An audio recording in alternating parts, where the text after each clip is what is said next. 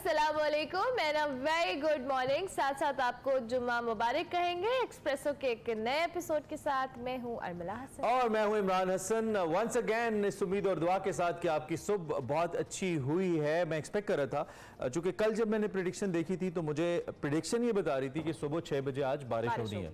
Google झूठ बोलता है, जो वेदर मैन है।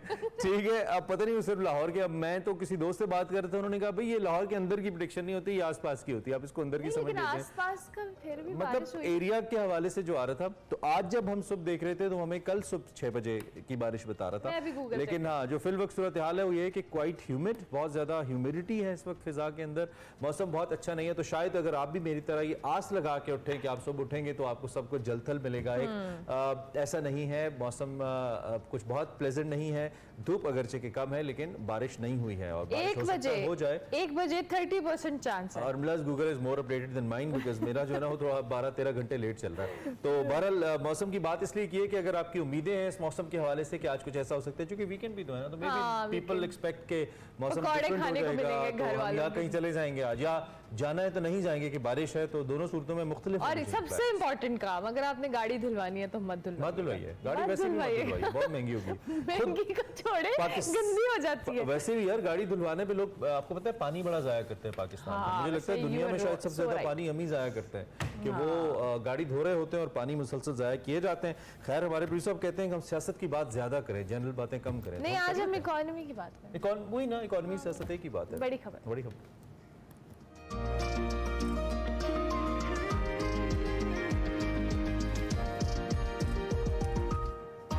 मैं तो सियासत की बात करना चाहता था, लेकिन अर्मिला इकोनॉमी की बात करना चाहती है, तो हम इनकी बात में पैसे नहीं है आपको, मजाक हो रहा है कोई? उधारे नहीं है, पैसे नहीं है, मजाक हो रहा है। पाकिस्तानियों का यही प्रॉब्लम है कि जब IMF देता है तो आप कहते हैं कि हमारे अपने ही हैं, वापस नहीं करने, वापस करने हैं। हुकूमत ने हमें यही समझाया आज तक कि दूसरों से पैसे लेके वापस नहीं करने हैं, आपके पैसे की मान के आप चलें तो कामयाब होंगे दुनिया में। खैर IMF प्रोग्राम का जिक्र है जी। सऊदीया UAE से डॉलर्स मिले, पाकिस्तान से गैर यकीनी के बादल छटे कुछ हद तक। गुज़िश्ता रोज़ वज़ीर आज़म शहबाज शरीफ साहब ने कौम से खिताब किया और मुआशी महाज पर होने वाली जो हालिया पेशरफ्त है और हुकूमती जो इक़दामात हैं उसके बारे में आगाह किया।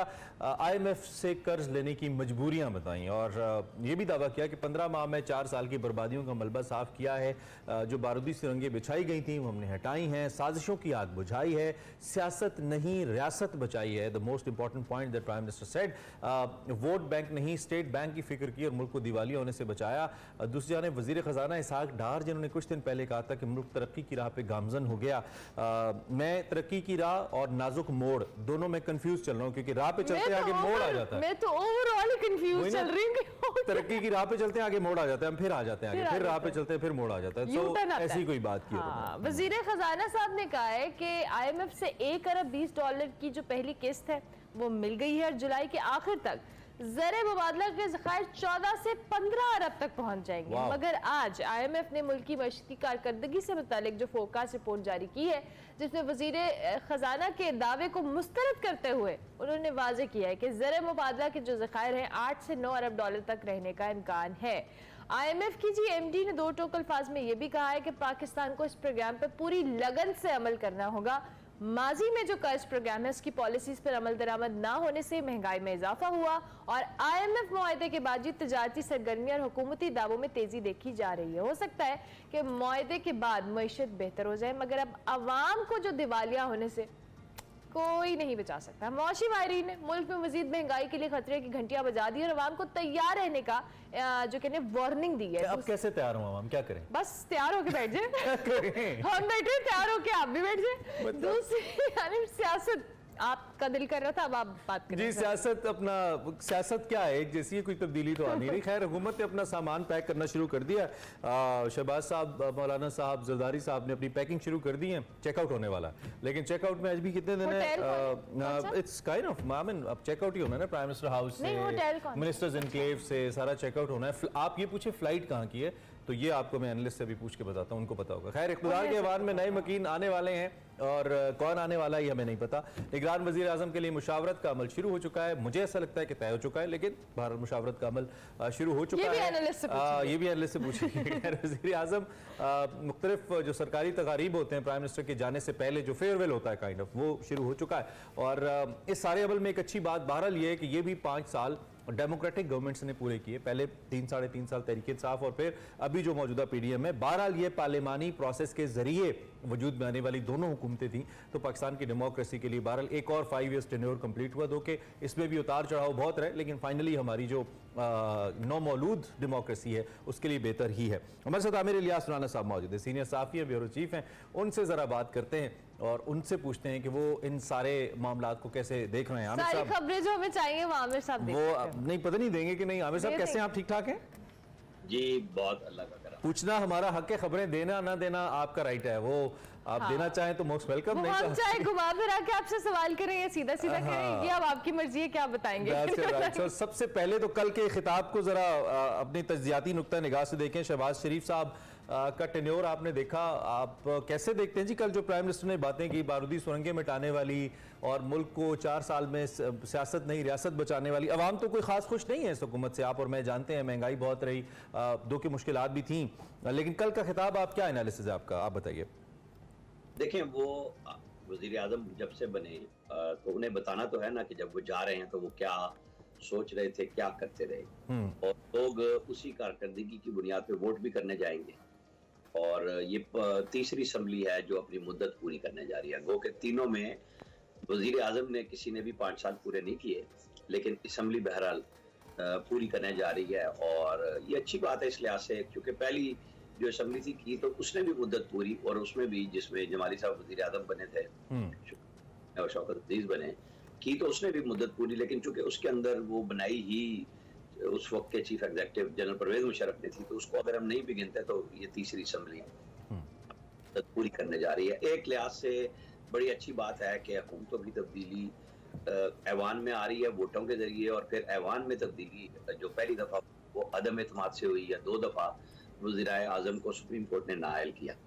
एक ऐसा शख्स वज़ीर आज़म उस वक्त बना जो बहुत उसके क्रेडिट पे था कि वो डूअर है, बहुत तेजी से काम करता है, शहबाज स्पीड के नाम से। लेकिन जब वो 13 जमातों के ताज के साथ, और फिर पहली दफा एक ऐसा वज़ीर आज़म निकला जो फौज के खिलाफ, इदारे के खिलाफ बराह रास्त गुफ्तगू करते हुए अपोजिशन करता रहा, और अपना स्टूडेंट उसने बड़ी कामयाबी से बेचा, और पब्लिक में वो जो उसकी खोई हुई साख थी उसने उसे बहाल कर दिया।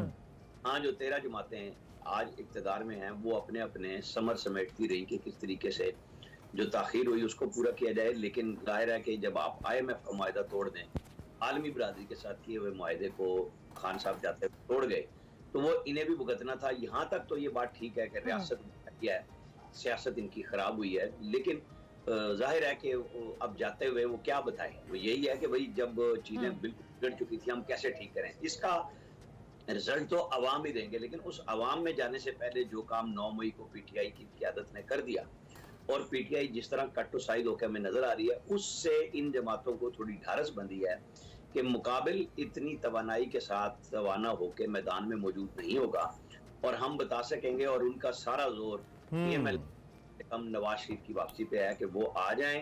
तो इस वक्त बुरी हालत बनी हुई है इसको, चूंकि लोगों को उम्मीद है उससे, तो उसने हमेशा काम किया, और शहबाज शरीफ उनकी छतरी में बेपनाह काम करते थे और लोगों को नतीजा नजर आता था। इस दफा उन्हें काम भी करना पड़ रहा था, इत्तेहादी जमातों को भी संभालना पड़ रहा था, और काम करने के लिए गुंजाइश बहुत कम थी। खासतौर पर डार साहब ने दावे किए और फंस गया आके डॉलर के सामने, क्योंकि जो तकब्बुर जो है वो अल्लाह की जात को है सिर्फ। वो बिल्कुल कि मेरे उतरने से पहले, जहाज चढ़ने से पहले डॉलर गिरने लग गया, वो फंस गए यहाँ। और जो आपने बात IMF की, MD की, तो वो क्या आपको कहे कि नहीं बिल्कुल हमने आपको जो पहली किस्त आप खा पी के उड़ जाएं, ऐसा नहीं है। आपको ये किस्त लेने के लिए वजीर आजम को अपने मनसब से बहुत नीचे, लेकिन पाकिस्तान को बचाने के लिए बहुत आगे जाना पड़ा।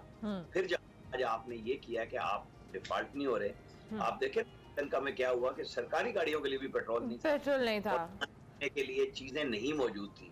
अल्लाह ने महंगाई तो हम मतलब आई है, लेकिन अल्लाह ने हमारी ये मदद जरूर की है कि हम उस डिफॉल्ट होने से बच गए। डिफॉल्ट के खतरे से बचे। अच्छा आमिर साहब, सॉरी मैं आपको इंटरप्ट करी हूँ, चाहेंगे आपने भी अपने जवाब में कहा नवाज शरीफ साहब की वापसी के हवाले से, और आइंदा अब चूंकि निगरान सेटअप भी आने वाला है और जिस तरह से मुद्दत पूरी हो रही है, असेंबलियों के हवाले से भी हम बात कर रहे थे अपने इंट्रो में, आप किस तरह से आप देख रहे हैं नवाज शरीफ साहब की वापसी? आपकी अगर आप बताना चाहें आपके सोर्सेज से, क्या कब तक एक्सपेक्टेड है, क्या वो वापस आ रहे हैं इलेक्शन से पहले? और जो सूरत हाल अभी हम देख रहे हैं, आप दो के इस हुकूमत को एक प्लस पॉइंट तो हुआ है कि इनके टेन्योर के अंदर IMF की जो किस्त है या IMF से जो कर्जा वो मिला है, दीगर ममालिक ने भी हमारी हेल्प की है और एक स्टेबिलिटी की कैफियत आई है। क्या जनरल इलेक्शन के अंदर ये पॉइंट उनके लिए हेल्पफुल होगा? देखिए, दोनों तरह से मैंने आपको बताया कि जब ये मामला एंड पे ठीक हो रहे हैं और दोस्त ममालिक की तरफ से जो पैसे पहले एडवांस जो IMF की शर्त थी वो हमारे डिपॉजिट्स में आ गए, आज वो हमारा स्टेट बैंक बाकायदा जुमे को रिलीज भी करता है ना वीकली, वो भी आ जाएंगे। और फिर क्योंकि IMF के NOC से मशरूत होती है जो वर्ल्ड बैंक है, एशियन डेवलपमेंट बैंक है और बहुत सारे पेरिस क्लब और इन सब चीजों को आपने रीशेड्यूल भी करना होता है और आपको एक बीट मिल जाती है कि आपको काम करना है। ठीक है, आप और हम सब ये फवाइद समझते रहे कि महंगी गैस लाके हुकूमतें हमें सस्ती देती रही, ये बात उसकी हो रही है जो घरों में पाइपलाइन गैस, जिसको उर्फ आम में सुई गैस कहा जाता है, वो इस्तेमाल करते हैं। लेकिन जो कमर्शियल सिलेंडर लेके यूज करते हैं उनके लिए ये कोई गैस इसलिए महंगी नहीं कि वो पहले से महंगी खरीद रहे हैं। तो ठीक है, जब आपको ठीक चीजें करनी है, एक तरफ आप महंगाई बढ़ाएंगे, रेट में बिजली में सब्सिडी नहीं देंगे, लेकिन दूसरी तरफ आने वाली हुकूमत की जिम्मेदारी ये भी होगी कि जो हुक्मरानों की अयाशियां हैं, अयाशी बेपनाह ऐसे अखराजात हैं जो खान साहब ने तो आते कहते ना मैं 6 महीने में बिल्कुल खत्म कर दूंगा, यानी जो स्टेट ओन एंटरप्राइजेज हैं, स्टील मिल है, PIA है, या इनको ठीक कर देंगे या बेच देंगे, वो हमारे बिल्कुल गले में पड़ गई हैं और कई 100 अरब रुपए महाना उनकी अखराजात आप बर्दाश्त कर रहे होते हैं जो कुछ किए बगैर आपको देना है। हाँ, व्हाइट एलिफेंट। ठीक है, ठीक है। अच्छा आप सब थोड़ा सा मैं कहता हूँ कि हम स्टेप अहेड कर लें, क्योंकि हमने माजी पे तो बहुत बात कर ली, इनफैक्ट हाल पे भी बहुत। अब ये जो आगे इलेक्शन का मरहला आ रहा है, सबसे बड़ा सवाल इस वक्त यही है, $1 मिलियन क्वेश्चन, कि क्या अक्टूबर में नवंबर में इंतखाबात होते नज़र आते हैं या नहीं। बहुत सारे लोग मे बी उनका बयानिया हो जो वो बनाने की कोशिश कर रहे हैं, या मे बी ये वाकई उनके इल्म के मुताबिक उनका ज्ञान हो कि जी इलेक्शन होते नज़र नहीं आते हैं। आप ग्राउंड रियलिटी क्या देखते हैं? आप सियासतदानों से मिलते हैं, आपकी बात होती है, आपको क्या लगता है क्या इलेक्शन होंगे? देखिए, ये ज्यादा बयानिया इसलिए बन गया कि चूंकि पंजाब और KP असेंबली के इंतखाबात नहीं हुए और वो टाइम पे नहीं हुए, तो इस वजह से ये सारी बात लोग फिर खड़े होते हैं साथ आपके कि जी ठीक है आप चीजें ठीक करने जा रहे हैं, लेकिन वो इस तरह नहीं होता। आप पूरे सियासी अमल को जीरो कर देंगे और फिर टेक्नोक्रेट से चलाएंगे, वो ना मार्शल दौरों में अदवार में हुआ कभी भी और आइंदा होगा जब तक उसे तो अवाम की पजीराई हासिल नहीं होगी। तो बहरहाल इलेक्शन तो कराने होंगे, ये करके देख लें जिन लोगों के जहन में अगर कहीं ये है कि हम कुछ लोगों को टेक्नोक्रेट को लाके हुकूमत चला लेंगे और वो चल जाएगी, नहीं हो सकेगी, लानी पड़ेगी, एक इलेक्टेड गवर्नमेंट लानी पड़ेगी। अच्छा, दूसरा, एक चेयरमैन तहरीक इंसाफ ने अपने वो सोशल मीडिया पे खिताब करते रहते, कल डे बैक उन्होंने एक खिताब किया जिसमें उन्होंने बाकायदा तौर पर नवाज शरीफ साहब को एक चैलेंज दे दिया कि आओ मेरे मुकाबले में इलेक्शन लड़ो, जहाँ से कहते हो मैं लड़ता हूँ, फिर देख लेते हैं कौन ज़्यादा मकबूल है। दूसरी जानिब एक अब ये भी कानून बन गया है कि 2 से ज़्यादा एक शख्स मुख्तलिफ हल्कों से इंतखाब नहीं लड़ सकता। तो ये जो चैलेंज है इसका एक जारी बात है, ये ऑप्टिक्स ही होते हैं, लेकिन एक मैसेज होता है कि I am the most famous person, और आप अगर आते हैं और आपको हुकूमत मिल जाती है तो वो शायद आपका लेजिटिमेट नहीं होगा मैंडेट, ऐसा इशारा मिलता है। तो आप इस चैलेंज को कैसे देखते हैं जो आया है? ये दो तरह से होता है कि एक तो उनको ये समझ आ रही है कि नवाज शरीफ ही असल चैलेंज है और वो आ रहा है, और ये क्या यकीनी हम कह सकते हैं कि इमरान खान इलेक्शन लड़ रहे होंगे? ये उस साथ ही मशरूत सवाल है, क्योंकि जिस तरह केसेस से वो निकलने की कोशिश कर रहे हैं और जिस तरह वो केसेस पंजे में आ रहे हैं, सबसे बड़ा सवाल ये होगा कि क्या इमरान इलेक्शन लड़ रहे होंगे और वो मुकाबला करना है। तो जो चैलेंज दे रहा है, जहां नवाज शरीफ कागजात जमा कराएं, अगर वो कोर्ट से क्लियर हो चुके होंगे, जो कि ज्यादा चांस है कि हो जाएंगे, तो फिर मुश्किल है इमरान खान साहब की जो चैलेंज दे रहा है, फिर उसी को मुकाबले में जाना पड़ेगा जाके वो इलेक्शन लड़ लें। आप और हम सब बहुत अच्छा मुकाबला भी देखेंगे कि इमरान खान साहब अपनी मकबूलियत के जोम में क्या कुछ कर सकते हैं, और नवाज शरीफ के लिए लोगों के अंदर जो हमदर्दी के जज्बात पाए जाते हैं, क्योंकि इमरान ही जनरल बाजवा से रिक्वेस्ट करते थे कि पहले इन्हें नायल करें और फिर इन्हें जेल में डालें, मैं तभी इलेक्शन जीतूंगा, और वो तब राय पूरी हुई थी। तो दूसरी तरफ मरियम नवाज ने भी कहा था ना कि फिर मुकाबला बराबरी की सतह पर लाने के लिए इकदाम किए जाएं। वो इमरान खान साहब ने 9 मई की ऐसी सिचुएशन पैदा कर दी कि वो फंस गए और कट टू साइज हो गए। अब जहां तक 2 सीटों की बात है ना, देखें ये जब मंशा रखी गई थी ना कि एक आदमी एक से ज्यादा इलेक्शन लड़ सकता है, बुनियादी तौर पे ये जैसे आज खान साहब हैं और नवाज शरीफ हैं, बिलावल भुट्टो लड़ रहे होंगे, ये होता ही है कि कहीं कुछ अचानक ऐसा हो जाता है कि लीडर के मुकाबले में इलेक्शन लड़ने वाला कोई शख्स फौत हो जाए, मार दिया जाए, तो वो इलेक्शन खत्म हो जाता है। ठीक।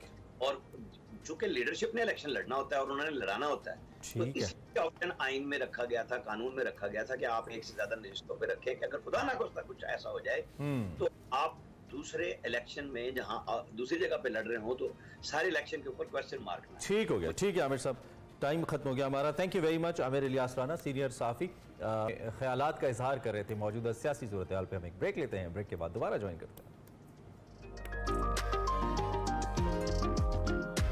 Welcome back to Expresso. Break के बाद वापस आ गए जी, और अब हम कुछ जदीद दौर के जदीद तकाज़ों की बात करेंगे। जैसे जैसे इस जिंदगी के अंदर, इस दौर में कुछ नया आ रहा है रोज़ बरोज़, और जिद्दत देखने में आ रही है, आवाम की ज़िंदगियों में भी आसानियाँ लाने की कोशिश की जा रही है। और इसमें सबसे जो अहम चीज़ है वो जैज़ हमेशा सबसे कुछ यूनिक और इनोवेटिव लेकर आता है। जैज़ टेलीकॉम की आजकल एक कैंपेन चल रही है जिसके जो आपकी नज़रों से भी गुजरी होगी, जिसमें जैज़ कैश के हवाले से और हैना सारिफीन की ज़िंदगी में आसानियाँ लाने की कोशिश की जा रही है। हैना, और इस हवाले से बात करें तो ख़वातीन को बाइख्तियार बनाने के लिए भी जैज़ टेलीकॉम काम कर रहा है। और ये जो कैंपेन है जैज़ कैश हैना, ये क्या कैंपेन है और उसके साथ साथ ख़वातीन के लिए कितनी हेल्पफुल हो सकती है, दीगर चीज़ों को लेकर, दीगर प्रोजेक्ट्स को लेकर आज हमने इसी पे बात की। एग्जैक्टली हमारे साथ सैयद असद रिजवी मौजूद हैं जो head of marketing and corporate communication है जैज़ कैश को देखते हैं। उनसे ज़रा हम पूछेंगे कि ये जैज़ कैश हैना क्या है and how it is just bringing the change in people's life, Pakistan के लोगों को कैसे तब्दील कर रहा है,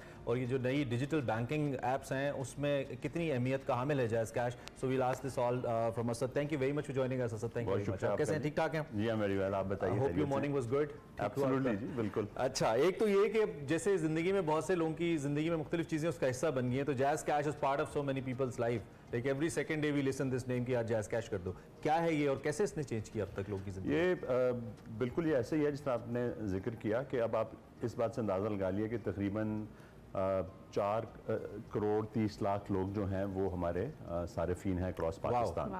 सो एक बड़ा साइजेबल पॉपुलेशन का हिस्सा है जो इसको रोज़मर्रा अपने इस्तेमाल के लिए यूज़ कर रहा है, जो भी उनकी फाइनेंशियल रिक्वायरमेंट्स हैं उनके लिए। और मतलब आपने भी ख़वातीन की बात की, तो इस तकरीबन ये 4.25 करोड़ लोगों में से तकरीबन 80 लाख जो हैं वो ख़वातीन यूज़र्स हैं हमारी।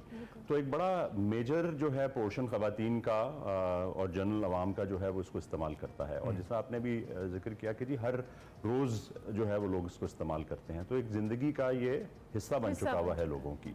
जो भी, चाहे आपने गैस का बिल पेश करना है, बिजली का बिल पे करना है, आपने अपनी कोई और बच्चों की फ़ीस पे करनी है, कोई चालान की पेमेंट करनी है, किसी को पैसे भेजने हैं, लोन इवन लेना है, कोई भी चीज़ आपने करनी हो, फाइनेंशियल आपकी रिक्वायरमेंट हो, तो वो आप एक ऐप के जरिए जो है वो आप ऑब्वियसली वो उससे पूरी। अच्छा, बहुत सारे ट्रेडिशनल मेथड्स हैं, ऑब्वियसली फ़ोन बैंकिंग एप्स हैं, दीगर चीज़ें हैं। ये इसमें जो एक आम आदमी तक इसकी एक्सेसिबिलिटी है, ये बहुत एक अच्छी चीज़ है। मुझे लगता है कि हर राइडर से लेके एवरीबडी कैन यूज़ इट। सो इसको आपने जब डिज़ाइन किया या इस कैंपेन के हवाले से आपने सोचा, तो इस कैंपेन को भी बताइएगा कि आपने आम आदमी, हर तरह के बंदे के लिए इसकी एक्सेसिबिलिटी को किस तरह से मैनेज किया। सो हमने जब इसकी इस स्पेसिफिक कैंपेन की बात की तो हम काफ़ी अरसे से हमारी कुछ डेवलपमेंट हो रही थी, बिकॉज जिस तरीके से टेक्नोलॉजी तब्दील होती रहती है तो आपको अपने प्लेटफॉर्म को और आपकी जो सर्विसेज होती हैं उनको भी इम्प्रूव करना होता है। सो उसके लिए थोड़ा सा आपको वक्त दरकार होता है जो आपकी बैक एंड की टीम्स कर रही होती हैं। सो हमने काफ़ी सारे फीचर्स ने इंट्रोड्यूस किए हैं, अपने प्लेटफॉर्म को स्टेबल किया है। तो उसके बाद हमने ये कहा कि यार अब हम इस पोजीशन में है कि हम ज़रा थोड़ा इसका चर्चा भी करें ताकि लोगों को मजीद बेहतरी की तरफ लेके आया जा सके। तो हमने ये कैंपेन जो डेवलप की है, ये जो जैज़ कैश है ना है, सो है ना बेसिकली बड़ी एक नॉर्मल लैंग्वेज का हिस्सा है आपकी और रोजमर्रा आपकी जो है वो कॉन्वर्सेशन का पार्ट है। बिल्कुल, एग्जैक्टली। सो बेसिकली यही है कि जैज़ कैश आपके पीछे है, आपकी कोई भी रिक्वायरमेंट हो, as an elder brother, as a friend, so we are there to support you. जो भी आपकी फाइनेंशियल रिक्वायरमेंट हो, आपने फिक्र नहीं करनी, जैज़ कैश है ना। तो ये बेसिकली इसकी थॉट है। सो बेसिकली मकसद इस पूरी कहानी का ये है कि, और जब आपकी फाइनेंशियल ट्रांजैक्शंस की बात आती है तो वहाँ पे ट्रस्ट का एलिमेंट बहुत इंपॉर्टेंट है। सो ये जो है ना है, ये इस तरीके से भी है कि यार there is somebody at your back जो आपको सपोर्ट कर रहा है। कोई भी आपने फाइनेंशियल ट्रांजैक्शन करनी है, आप बगैर किसी खौफ खतर के कर सकते हैं, बिकॉज एक ब्रांड है जो आपके लिए ट्रस्टवर्दी है और आपकी सारी फाइनेंशियल रिक्वायरमेंट्स और नीड्स को पूरा करेगा। And available as well, absolutely 24 घंटे जो है वो। और आप सबसे इसकी खूबसूरत बात क्या है कि आपने अपने घर के कंफर्ट से इसको इस्तेमाल कर सकते हैं। तो आपने किसी की जो है वो लाइन में नहीं लगना, गर्मी का मौसम जाना नहीं है, आप घर बैठ के फ्यूल की प्राइसेस बढ़ गई हैं तो पेट्रोल का खर्चा है, तो आपने कहीं जाके लाइन में लाके जो है ना वो गर्मी के उसको ये आपने आवाम की रगों को छेड़ दिया है फ्यूल का। यस दैट्स एग्जैक्टली, क्योंकि सबसे वही फ्यूल का रहा है, तो उसकी बचत जरूरी है। यस अच्छा, खवातीन को लेके ऑब्वियसली आपने भी मेंशन भी किया कि घर बैठी खवातीन के लिए भी आपकी यूजर्स की आपने तादाद भी बताई। इट्स वेरी इंपॉर्टेंट कि खवातीन की जो ससेरेबिलिटी है उसको मद्देनजर रखा जाए, उनको बाइख्तियार बनाया जाए, किसी पे डिपेंडेंट ना हो। So tell us about that as well. अच्छा, इसमें दो पहलू हैं। एक तो ये है कि जो खवातीन घर में बैठी हुई हैं, अपने रोजमर्रा जो भी उनकी फाइनेंशियल रिक्वायरमेंट है वो पूरी करती हैं।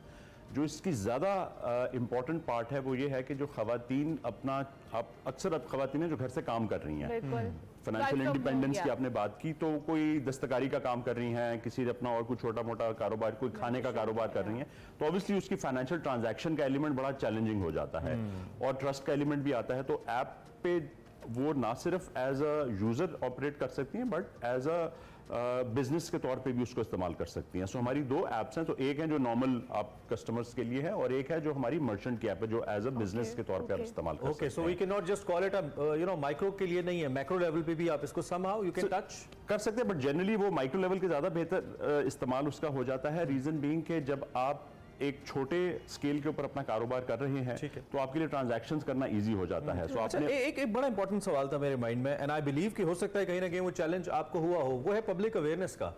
दो कि हमारे मोबाइल यूजर्स बहुत ज्यादा है, बट स्टिल आपको बेहतर पता है कि बहुत ज्यादा पोटेंशियल अब भी है, बड़ा पोटेंशियल यूजर अब भी है जो कि यूज नहीं कर रहा है या इससे बाहर है, टेलीकॉम की ओवरऑल में इस्तेमाल की बात करूं तो ये अवेयरनेस फैक्टर कितना आप इसको ओवरकम कर पाए हैं? ये डिजिटल बैंकिंग और जैज़ कैश जैसे है, क्या ये एक चैलेंज रहा है या नहीं, लोगों को समझ आ रही है? इस के ऊपर क्या कहेंगे आप? इमरान, ये बड़ा अच्छा आपने सवाल किया। अगर आप ये देखें जिस तरह मैंने तादाद बताई कि कितने हमारे कस्टमर हैं, तो ऑब्वियसली एक से शुरू हुआ था और हम इस लेवल तक पहुंचे हैं, तो अवेयरनेस तो कॉन्स्टेंटली फैल रही है। और जिस तरीके से डिजिटाइजेशन हो रही है ना सिर्फ पाकिस्तान में बट ग्लोबली, तो लोगों का रुझान इस तरफ बहुत ज़्यादा है इन चीज़ों के लिए। बिकॉज देखें, आपको ये कन्वीनियंस देता है और सबसे इंपॉर्टेंट चीज़ है कि स्पीड आपको मिलती है, बिकॉज आजकल जो कहते हैं टाइम इज मनी, तो एक तो वो एलिमेंट है। सेकेंडली, हम कॉन्स्टेंटली हम भी और भी इस तरह के इदारे जो हैं वो इन चीज़ों को प्रमोट करते हैं, बिकॉज ये लोगों की लाइफ को बदलने में बड़ा अहम किरदार अदा करते हैं। और ये सिर्फ नहीं है कि जी सिर्फ एक स्पेसिफिक तबके के लिए नहीं है, ये इट कट्स अक्रॉस ऑल जो आपके जो लोग हैं, एसईसीज जिनको हम बोलते हैं, वहां तक, क्योंकि हमारा तो खास तौर पे ये है कि ग्रास रूट लेवल तक हम इसको पहुंचाते हैं, तो इसलिए कॉन्स्टेंटली हम लोगों को अवेयर करते रहते हैं। प्लस हमारा एक बहुत बड़ा मर्चेंट का नेटवर्क है, तकरीबन 3.5 लाख के करीब है, तो जहां पे आप जाके QR कोड स्कैन करके पेमेंट्स कर सकते हैं।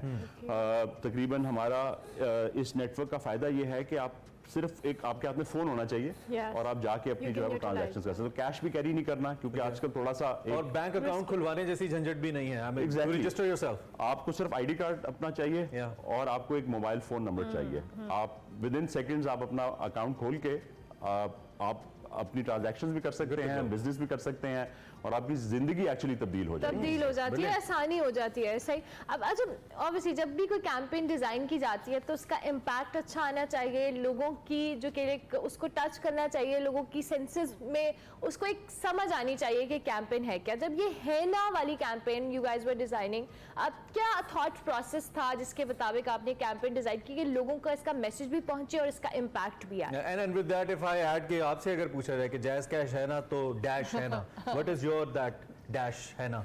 उस पे बाद में आता है इमरान, पहले हरमला का जवाब देते। सो देखें, जिस तरह मैंने शुरू में जिक्र किया कि है ना, बहुत हमने एक कॉमन वर्ड जो है हमारी जो एजेंसी पार्टनर्स हैं उन्होंने कॉइन किया और हमने उसको फिर सपोर्ट किया, बिकॉज हमें ये लगा कि ये ऐसी आम फहम ज़बान है या एक फ्रेज है जिससे लोग जो है वो एसोसिएट कर सकते हैं, समझ सकते हैं। सो हमने उसको कॉम्प्लिकेट नहीं किया। प्लस हमने जब इसके एड्स बनाए, कम्युनिकेशन बनाई, तो हमने कोशिश ये किया कि हम क्योंकि डिफरेंट लोगों के लिए कम्युनिकेशन बनती है, तो हमने कोशिश ये की कि हम एक नहीं 2 ऐड बनाएं ताकि हम हर तरह के तबके के जो लोग हैं उनको उनकी ज़बान में बात समझा सकें। Right. सो हमने 2 कम्युनिकेशन बनाई, एक हमने थोड़ा यूथ ओरिएंटेड रखा और एक हमने थोड़ा अवामी उसको फ्लेवर रखा। सो उससे बड़ा एडवांटेज ये हुआ है, जो रिजल्ट्स हमें आना शुरू हुए हैं उससे साफ लग रहा है कि जो ये फैसला था हमारा और हमारी टीम का, वो सही साबित हुआ है, बिकॉज हम सही तरह से लोगों को दोनों टारगेट ऑडियंस को आप लोगों ने किया है। और जो आपने बात की कि जी जैज़ कैश है ना मेरे लिए क्या रखता है, तो बेसिकली देखिए जी हम तो यही बात कहेंगे कि हमारे इदारे का, हमारी कंपनी का, हमारे ब्रांड का, हमारी जितनी भी टीम है उन सब का जो है वो एम यही है कि हम लोगों की ज़िंदगी को फाइनेंशियली बेहतर बना सकें, उनको एम्पावर कर सकें। तो जैज़ कैश है ना तो सारे लोग खुश हैं ना, तो सारे लोगों के लिए फाइनेंशियल नीड्स जो है वो सेटिस्फाइड हो रही है ना। That's great. So that's what it means for us. That's pretty cool. Thank you very much for joining us. Asad, बहुत अच्छा लगा हमें ब्रांड को मजीद बेहतर तरीके से जान के, एंड आई बिलीव कि जो आपका मकसद है इसके पीछे आप उसको हासिल कर पा रहे हैं। Any last word you like to add? आप लास्ट 20 सेकंड। जी बहुत शुक्रिया इस टाइम आपका देने का। सो देखें जी, मैं सिर्फ यही बात कहूँगा कि हमने एक प्रोडक्ट बना दिया, एक ऐप बना दिया है, लोगों को हमने कोशिश की है कि एक ऐसी अपॉर्चुनिटी दें कि वो अपनी फाइनेंशियल नीड्स, फाइनेंशियल फ्रीडम जो है वो इससे हासिल कर सकें। सो जितना ज़्यादा से ज़्यादा इसको इस्तेमाल करेंगे, इससे हमसे ज़्यादा उन लोगों को फ़ायदा पहुंचेगा। तो इसको जितना से ज़्यादा इस्तेमाल करें उतना अच्छा है, क्योंकि जैज़ कैश है ना। Right, that's pretty cool. Syed Asad Rizvi, head of marketing and corporate communication jazz cash, हमारे साथ मौजूद थे। जैज़ कैश के हवाले से कुछ सवालात और आपके लानियों का जिक्र कर रहे थे हम। आप प्रोडक्ट यूज़ कीजिए, फीडबैक दीजिए। वी होप कि जैसी हम उम्मीद रख रहे हैं और जैसा असद ने इसको एक्सप्लेन किया है, आपको उतना फ़ायदा होगा, बिकॉज जैज़ कैश है ना। ब्रेक लेते हैं, ब्रेक के बाद वापस आते हैं।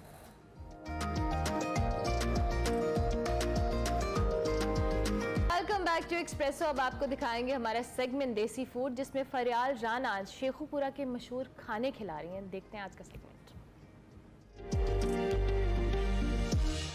नाजरीन, आज मैं हूँ लाहौर रोड शेखुपुरा, जहाँ पर है ताज महल रेस्टोरेंट। ये बनाते हैं देसी फूड, चाइनीज फूड और इसके साथ कॉन्टिनेंटल भी तैयार करते हैं। आइए चलकर देखते हैं ये देसी फूड में कौन कौन सी डिशेस बनाते हैं और यहाँ का टेस्ट कैसा है।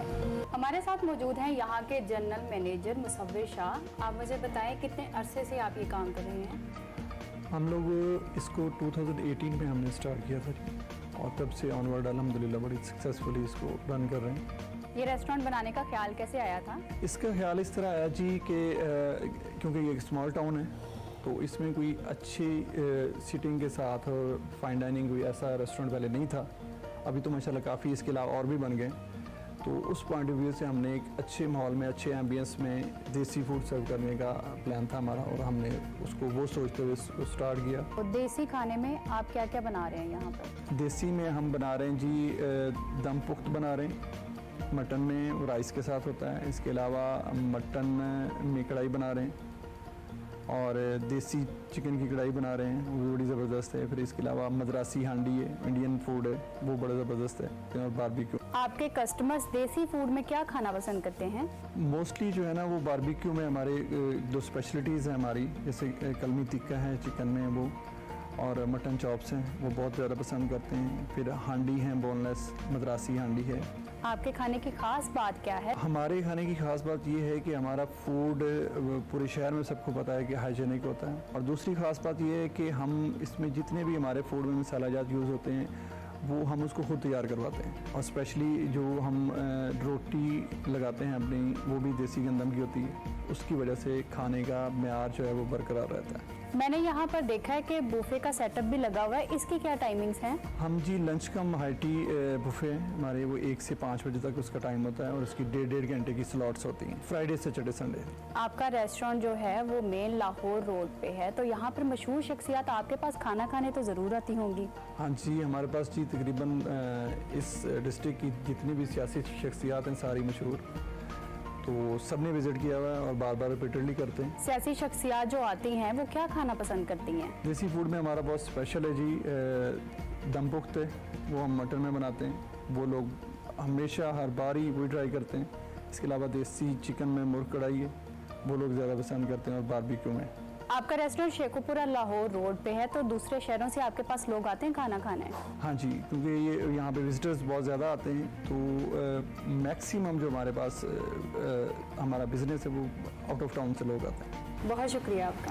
हमारे साथ मौजूद हैं यहाँ के शेफ। आप मुझे बताएं आप क्या क्या बना रहे हैं यहाँ पर? ये चिकन जिंजर बना रहे हैं स्पेशल, अच्छा, और वाइट चिकन बना रहे हैं, और नमकीन बना रहे हैं शनवारी। अच्छा, शनवारी नमकीन भी बना रहे हैं। और ये क्या आपने रखा हुआ है? ये चिकन है, वाइट चिकन। अच्छा, वाइट चिकन कैसे बनाया जाता है? ये चिकन वाइट बनाया जाता है स्पेशल, और इसमें प्याज होता है, दूध होता है, बादाम होते हैं, इसमें अपना नारियल पाउडर होता है, गार्लिक डालते हैं और जिंजर डाल के स्पेशल तैयार किया जाता है। अच्छा, तो कितनी देर में तैयार हो जाता है वाइट ये चिकन? तकरीबन 20-25 मिनट लगते हैं। अच्छा, और ये आपने क्या बनाया हुआ? ये चिकन जिंजर है। ये चिकन जिंजर कैसे बनता है? ये चिकन जिंजर की जो है ना कटिंग होती है, फिलर कटिंग होती है, और इसको चिकन होता है हड्डी के बगैर, बोनलेस होता हाँ जी। है, और इस तरह बनता है ये। इसमें टमाटर होता है, प्याज होता है, और अदरक होता है, और सब्ज़ मिर्ची होती हैं, लंबाई की कटिंग होती है इसकी। आप और क्या क्या बनाते हैं इनके अलावा? हम नमकीन दुम्बा कढ़ाई बनाते हैं, और सुलेमानी कढ़ाई होती है। उसके बाद स्पेशल चिकन वाइट होता है, मटन वाइट होता है, बाकी बारबेक्यू की डिशेज होती हैं स्पेशल। चले, बहुत शुक्रिया आपका।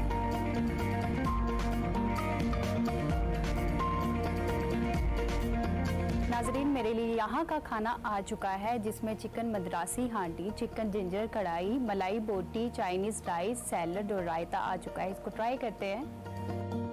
तो चिकन जिंजर हांडी में बाकी मसालों के साथ हल्का सा अदरक का टेस्ट आ रहा है, जो इसको बहुत ज़्यादा लजीज जो है वो बना रहा है डिश को।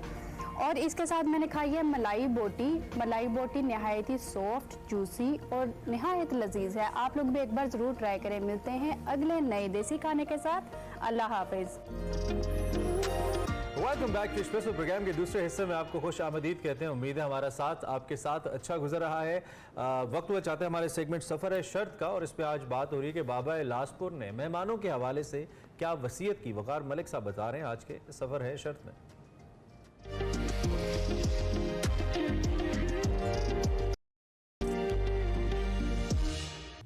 सफर शर्त के इस एपिसोड में मैं आपको बताने जा रहा हूं कि लासपुर एक ऐसा गांव है जो इतना खूबसूरत है कि उसकी जो लैंडस्केप है, उसकी जो कहानियां हैं, उसकी जो लोग हैं। जब आप यहाँ आते हैं तो एक तो यहाँ गेस्ट हाउस है, जो रहना है यहाँ पे, जो आप 2 दिन गुजारें, 3 दिन गुजारें या 1 हफ्ता गुजारें, आपको ऐसे लगता है जैसे आप रियलिटी से कुछ डिटैच हो गए हैं और आप किसी फिल्म का हिस्सा है मे बी, या आप किसी अफसानवी, किसी बहुत खूबसूरत किसी दास्तान का हिस्सा है। कुछ ऐसा लगता है। ऐसा बिल्कुल नहीं लगता जैसे आप जनरली आप जिंदगी गुजार रहे होते हैं। तो आप जो अगर आप उसको रियलिटी तस्वुर करते हैं जो आप जनरली जिंदगी गुजार रहे हैं, तो लासपुर में आप उस रियलिटी से डिटैच हो जाते हैं।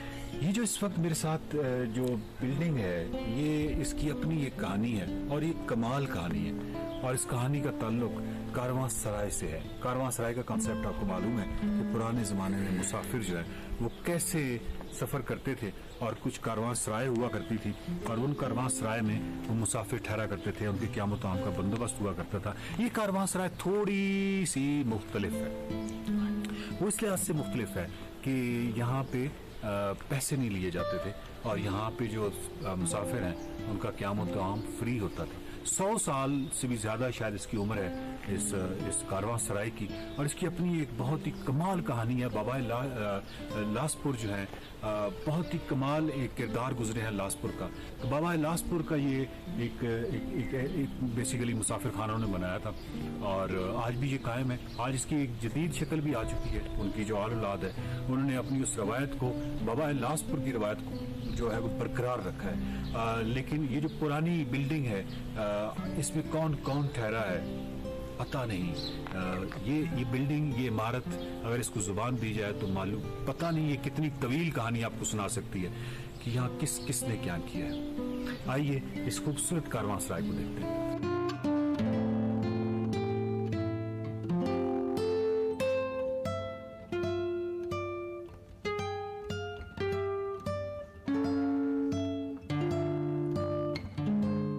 मेरे साथ नूरुल हुदा हैं, जिनका बाबा इलासपुर की फैमिली से ताल्लुक़ है, पोते हैं आप बाबा इलासपुर के। नूर भाई ये बताइए कि ये बहुत ही कदीम है, और जो जनरली आपके जहन में जो फिगर्स आते हैं, जो बड़े लोग यहाँ पे ठहरे हैं, जो बड़े लोग से मुराद बड़ा आदमी तो कोई बड़ा आदमी हो सकता है, यानी मशहूर लोग जिसको हम कहते हैं, जी बिल्कुल। तो कौन कौन यहाँ पे ठहरे?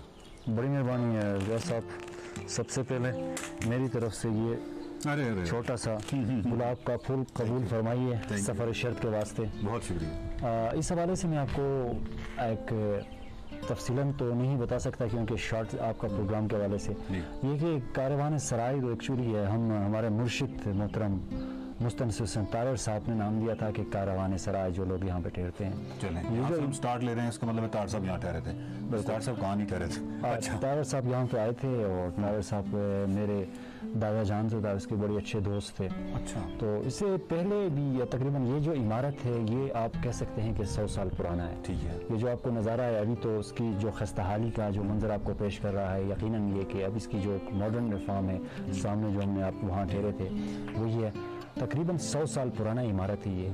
इसकी जो लकड़ियाँ हैं, जहाँ ये दरवाजे, ये खिड़कियाँ जो आपको नज़र आ रही हैं, उस ज़माने में लासपुर में मतलब ये जो आर्किटेक्ट का काम था बहुत कम चल रहा था, तो बाहर से लोअर चित्राल से इसके सारे दरवाजे वगैरह बना के लाए गए थे।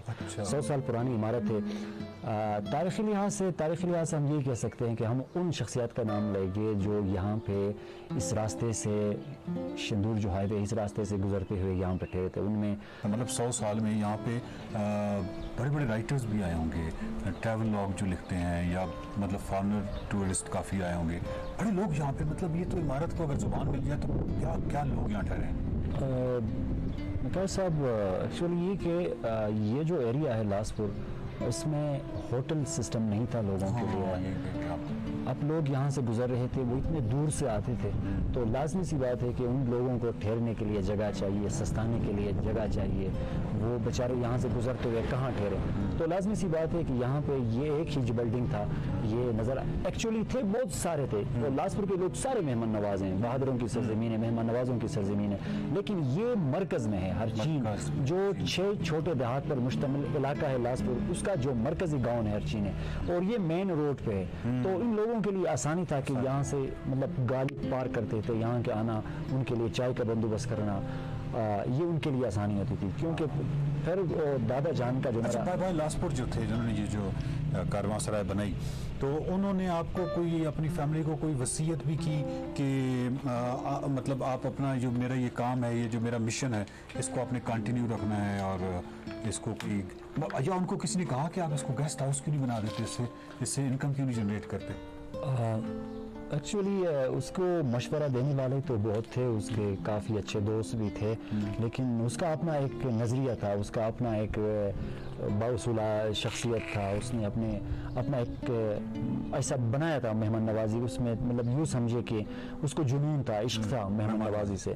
तो उसने ये छोटा सा सेटअप उस ज़माने में, जो जिस तरह मैं बता रहा हूँ 100 साल पुराना है, उसके दादा जो था, मेरे परदादा लेफ्टिनेंट विलायत खान, उसने ये छोटी सी ये जो आपको नज़र आ रहा है बंगला जो टाइप है, इसको उसने खड़ा किया था। उसके बाद इस तसलसल को उसका बेटा माजरत चाहता हूँ, उसका बेटा बाबा इलासपुर, नाम उसका गुल वली खान था, लोग प्यार से उसे बाबा इलासपुर कहते थे। उस तसलसल को उसने जारी रखा। बाद में उसने यहाँ से उसने इस इमारत को वक्त के साथ साथ लोगों को ज़रूरत पड़ी कि इसको शिफ्ट करूँ एक नई मॉडिफाई फॉर्म में, उसने दूसरा इमारत बना लिया। तो लोगों ने, दोस्तों ने उससे कहा कि आप इतनी मेहमान नवाजी करते हैं, उसको अपने लिए इनकम का सोर्स बना लें, आप गेस्ट हाउस दे दें। तो उसने कहा कि नहीं यार, जब तक मैं ज़िंदा हूँ, मेरी औलाद हैं और मेरी रूह को सुकून नसीब होगी कि मेरे बाप, मेरे नवासे, मेरे बेटे, जितने भी मेहमान इनके घरों में आएंगे, वो कारवान सराय में ठहराएँ, उनको खाना खिलाएं, उनको उनकी खातिर तवाज़े करें, क्योंकि मेरी रूह को सुकून नसीब होगी। उसका जो मरकत है वो भी इस गेस्ट हाउस के सामने ही उसने कहा था कि मुझे वहाँ पर दफन करें। बिल्कुल। तो उसको बहुत ज़्यादा मशवरे दी, उसने माना नहीं। फिर उसने अपनी ज़िंदगी के आखिरी अय्याम में उसने कहा था कि मेरे मरने के बाद उसने अपनी जायदाद अब सब बेटों में, उसके 7 बेटे हैं, सब में उसने तकसीम किया, और वही बिल्डिंग जो जिसे हम मेहमान खाना कहते हैं, हुजरा कहते हैं और कारवान सराय कहते हैं, उसने कहा कि उसने बेटों में तकसीम नहीं किया। उसने कहा कि ये जो बिल्डिंग का ये जो इसका जो लॉन है, जो पूरा एरिया है, उसने कहा कि ये आप सबका है। पूरे लोगों का है, मेरी कौमियत के लाजपुर के लोगों का है। जितने भी मेहमान आए आप किसी को निराश, किसी को मायूस नहीं करेंगे, ठहरने देंगे। तो ये इसका एक विजन था। इस विजन को हम उस जैसा तो हम नहीं कर सकते हैं, लेकिन हमारी जो पोजीशन है, हमारी जो लेवल है, उसी लेवल में हम मजीद बेहतर बनाने की कोशिश कर रहे हैं। वाह वाह वाह। ये इमारत जो है ये कब तक फाल रही है, लोग यहाँ ठहरते रहे हैं, किस साल तक? ये जो पुरानी इमारत, ये इमारत तकरीबन 1992 तक ही फाल था। 1992 के बाद उसने नया बिल्डिंग बना लिया और वहाँ पे शिफ्ट 92 के बाद उधर शिफ्ट, 92 के बाद ही 92 तक यही मेहमान ठहरते, यही मेहमान ठहरते थे। बिल्कुल। वाह वाह वाह वाह। तो लाजपुर जिस तरह के खूबसूरत है, लाजपुर के लोग भी खूबसूरत हैं। और नाज़रीन आपको एक बात बताऊं कि ये जो एपिसोड स्टार्ट हुई थी तो आपने देखा था कि नूरुल हुदा ने मुझे एक गुलाब दिया। इसकी भी एक हिस्ट्री है। पूरे गिलगित बल्तिस्तान और चित्राल में जो सबसे कीमती तरीन तोहफा समझा जाता है वो फूल का समझा जाता है। मैंने देखा है हुंजा में या शिमशाल में या उन वादियों में कि वो अपने मेहमान के लिए ऊपर चरागाहों में जाते हैं और वहाँ से जो मुनफरिद फूल खिलते हैं वो वहाँ से लेके आते हैं। और यही फूल जो है इनकी टोपियों में सजे होते हैं, यही फूल जो है इनके गमलों में, और हर जगह पे आपको ये फूल ही फूल नजर आते हैं। फूलों से मोहब्बत करने वाली कौम है, और जो कौम फूलों से मोहब्बत करती है वो बच्चों से मोहब्बत करती है, वो जानवरों से मोहब्बत करती है, वो फितरत से मोहब्बत करती है। जितनी ग्रीनरी नजर आती है, जो डेवलपमेंट नजर आती है, हम कहते हैं ना कि हम थोड़ी देर के लिए फर्ज करें, थोड़ी देर के लिए फर्ज करें कि गिलगित बल्तिस्तान और चित्राल में से शुएब सुल्तान का काम निकाल दिया जाए। पीछे जो शक्ल है वो आप तस्वुर भी नहीं कर सकते। वो इतना बड़ा आदमी है, इतने बड़े नाम है कि इसमें कोई शक नहीं है कि हुकूमत ने उनकी पजीराई की, उनको मुख्तलिफ तमगों से नवाजा, प्राइड ऑफ परफॉर्मेंस से नवाजा, ये सारी जगह अपनी जगह पे हैं, लेकिन वो शायद इनसे भी बहुत बुलंद शख्सियत है। गिलगित बल्तिस्तान या चित्राल में जब भी उनका नाम लिया जाता है तो यकीन कीजिए कि आप सोच नहीं सकते कि जो अकीदत, जो मोहब्बत जीबी के लोगों में और चित्राल के लोगों में झलकती है तो वो कमाल है। देखते रहिए सफर शौक।